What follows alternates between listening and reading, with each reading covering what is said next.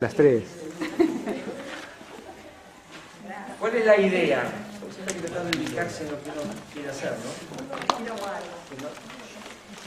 Que no siempre coincide con lo que ustedes pueden esperar. Es importante aclarar. El objetivo es muy simple, es, si se quiere hacer casi una especie de lectura guiada del documento del concilio.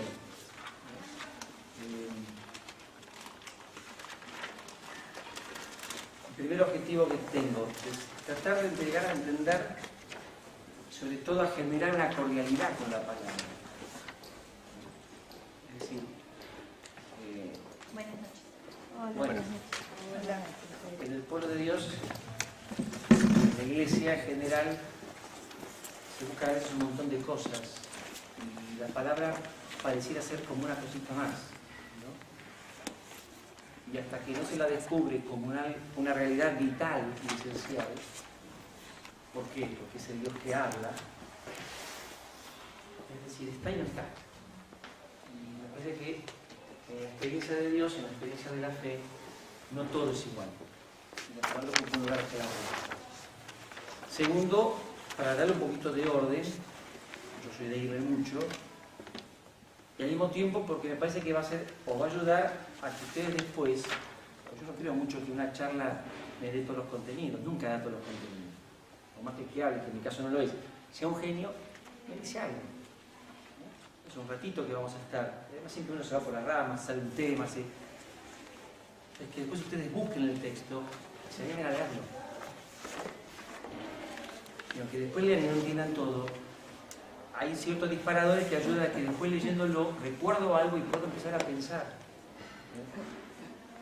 Si no nos quedamos en la charlita, si algo agarré bien y me voy con eso, y es mucho más, ¿no? Entonces, va por ese lado. Y tercero, que entendamos cómo los temas que tienen que estar en torno a la palabra son esenciales a la fe. Y ojalá se provoque siempre una conversión cada día más creciente. Lo vamos a ir viendo a la medida que vayamos diciendo cosas. La hojita tiene unas citas bíblicas, nada más, que están puestas en cada lugar. ¿Por qué? El tema es, para empezar bien, la palabra de Dios.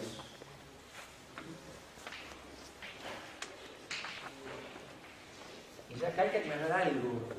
No pongo de título Sagrada Escritura. Porque hay algo que es previo a la Sagrada Escritura que hay que hablar. El documento se publicó el 18 de noviembre del 65. Técnicamente podemos decir que, hablando de la palabra de Dios, lo que quiere hacer es mostrar cómo el Dios que sale al encuentro del hombre se está revelando y comunicando. No es un documento sobre la Sagrada Escritura, simplemente, es mucho más. Por eso, el primer punto que habla va a ser de la revelación.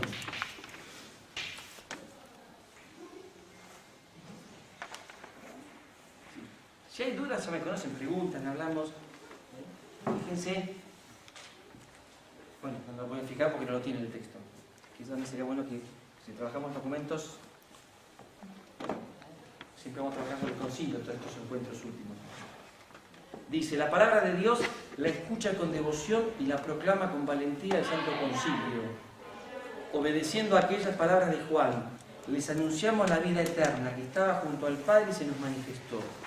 Lo que hemos visto y oído se lo anunciamos, para que también ustedes vivan en esta unión nuestra, que nos une con el Padre y con su Hijo Jesucristo. Y así, siguiendo las huellas de los concilios Tridentino y Vaticano I, este concilio quiere proponer la doctrina auténtica sobre la revelación y su transmisión, para que todo el mundo la escuche y crea, y creyendo espere y esperando ame. Es decir, no voy a caer en la tentación de comentar casi palabra por palabra, porque el documento es para esto, Es decir, trabajar documentos no es leo rápido y saco una ideita. Se pesa todo. Se pesa todo. Entonces, ¿qué es lo primero que aparece acá? Les anunciamos la vida eterna, que estaba junto al Padre y se nos manifestó. Lo que hemos visto y oído.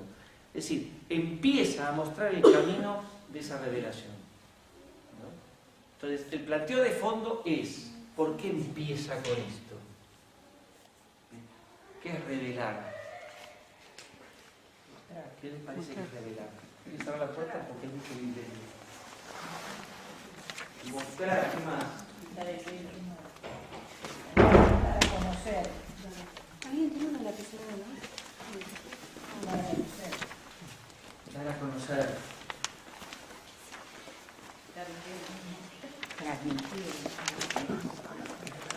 Toma.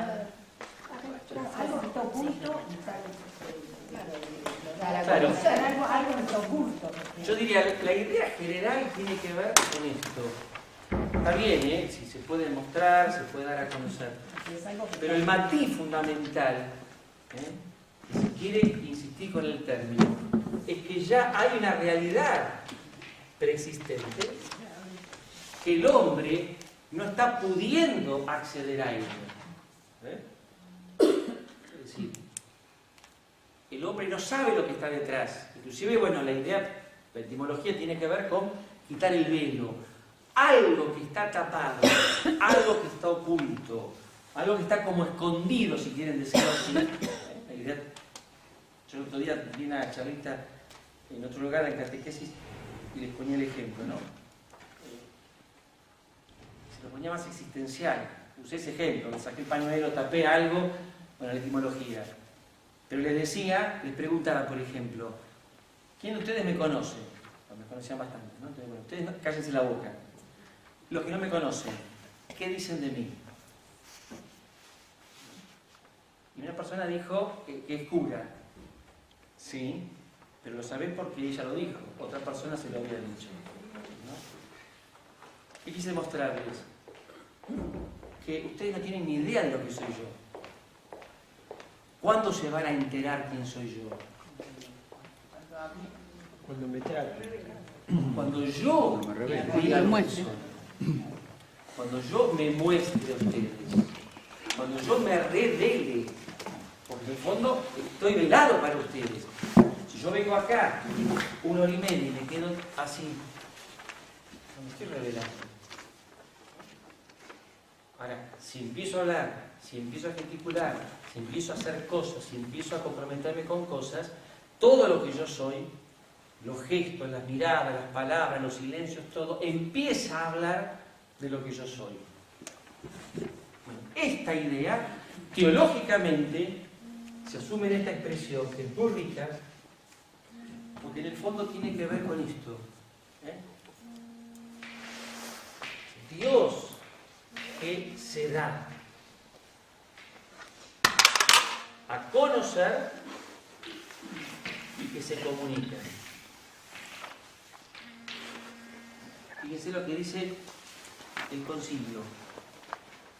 Insisto, no voy a comentar cada palabrita. Quiso Dios, con su bondad y sabiduría, revelarse a sí mismo y manifestar el misterio de su voluntad. Quiso revelarse. ¿Qué significa? Que no lo conocían. Que no lo conocían. Acá hay una cuestión, debe ser lo más simple posible, no sea difícil, ¿no? Porque si no manejamos el cierto vocabulario, ciertos conocimientos. Antes hablaba del Concilio Tridentino y del Concilio Vaticano I. Bueno, el Vaticano I, que define varias cosas y plantea el tema de la revelación, lo encara diferente. Empieza a hablar de Dios, si se quiere, desde el hombre, porque el objetivo era fundamentalmente conocer. Entonces empieza desde la creación. El Vaticano II, que no tiene un conflicto con los racionalistas, que negaban la posibilidad, porque lo que no es demostrable no se puede conocer, parte directamente del otro lado. Dios toma la iniciativa, Dios sale al encuentro del hombre, Dios se muestra quién es. Por eso es Dios y la voluntad de Dios. ¿Qué significa? El ser de Dios, el misterio de Dios, la realidad de Dios, pero también lo que Él le propone al hombre como vida.